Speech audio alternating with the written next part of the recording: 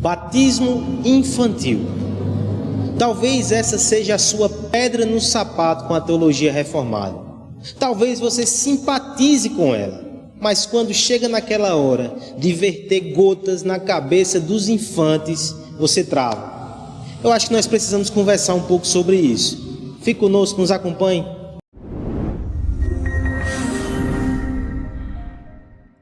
Bem, não é a minha pretensão esgotar aqui os argumentos, tampouco as objeções a esse tema. Ele merece um tratamento mais profundo, tanto é que, a nível de discipulado na nossa igreja, nós costumamos gastar pelo menos uma aula com isso. No entanto, eu quero compartilhar com vocês, de forma rápida, 3 argumentos ou 3 fundamentos para o batismo infantil. Eu espero que, no mínimo, alguns preconceitos sejam desfeitos na sua mente e no seu coração e que isso aguce o desejo da sua parte de conhecer mais sobre essa doutrina tão marcante da teologia reformada. O primeiro deles é um argumento bíblico estrutural.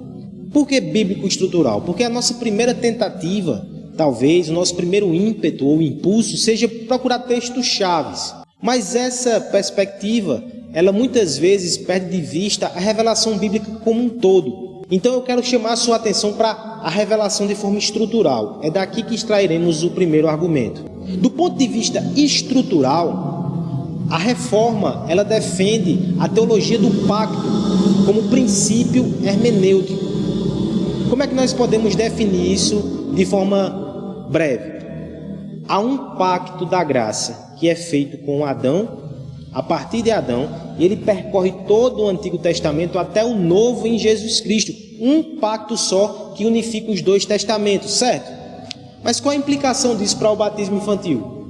Porque aqueles que interpretam nestes termos a Escritura Sagrada, eles não se apegam tanto aos aspectos de diferença entre o Antigo e o Novo Testamento, mas buscam encontrar uma unidade na Escritura. Elementos de permanência, ou melhor, elementos de continuidade. É neste sentido, por exemplo, que nós entendemos que o Pacto da Graça sempre teve sacramentos. Na Antiga Aliança ou no Antigo Testamento, esses sacramentos eram a circuncisão, de entrada no pacto, e a Páscoa, de permanência, de alimento, de confirmação. 2 sacramentos. Esses 2 sacramentos, eles se repetem na Nova Aliança depois de Cristo. E aí, ao invés da circuncisão, nós temos o batismo, e ao invés da Páscoa, nós temos a ceia. O próprio Cristo fez essa transposição.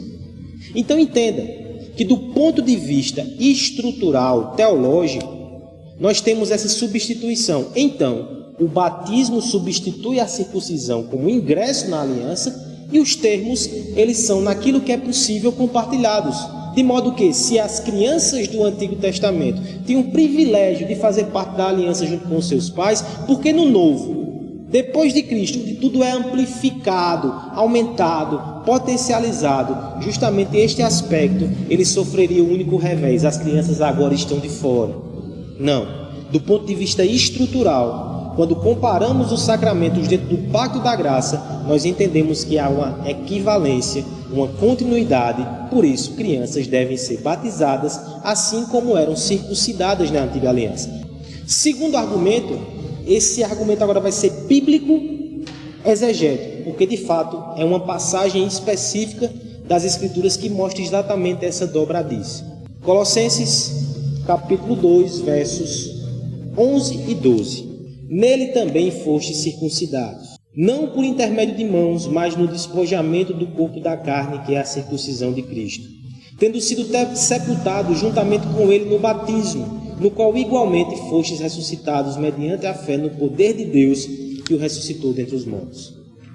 Nesse texto, Paulo ele está combatendo um pensamento herético dentro da igreja que dizia que os gentios eles deviam se circuncidar para fazer parte do povo de Deus, para estar em Cristo. E Paulo vai combater essa ideia dizendo que não, eles não precisam, porque já foram circuncidados no coração por Cristo. E no verso 12, nesse contexto de argumentação, ele vai apontar inclusive que eles já têm o batismo de Cristo. Eles já têm o ingresso nessa aliança demonstrado fisicamente através do batismo. Se eles já foram batizados, a circuncisão não precisa ser mais feita. Ou seja, neste texto, nós temos essa dobradiça. Nós temos essa ligação. Outra passagem que também aponta nessa direção é, por exemplo, o tão conhecido Ide. Mateus 28, dos versos 18 a 20, onde Cristo diz que nós devemos indo, pregando e batizando. Batizar ali é o ingresso na aliança, batizar fica no lugar da circuncisão. Então veja que essa relação ela é confirmada pela Bíblia.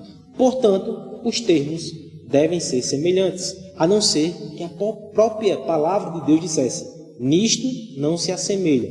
Mas você percebe que há um silêncio no Novo Testamento? As crianças não são excluídas do aceito, e essa é a transição para o terceiro e último argumento em defesa do batismo infantil. É o argumento bíblico histórico. Pense que você é um judeu e que você circuncidou seus filhos. E agora você faz parte do cristianismo. Qual é o movimento natural? Se não, batizar suas crianças também.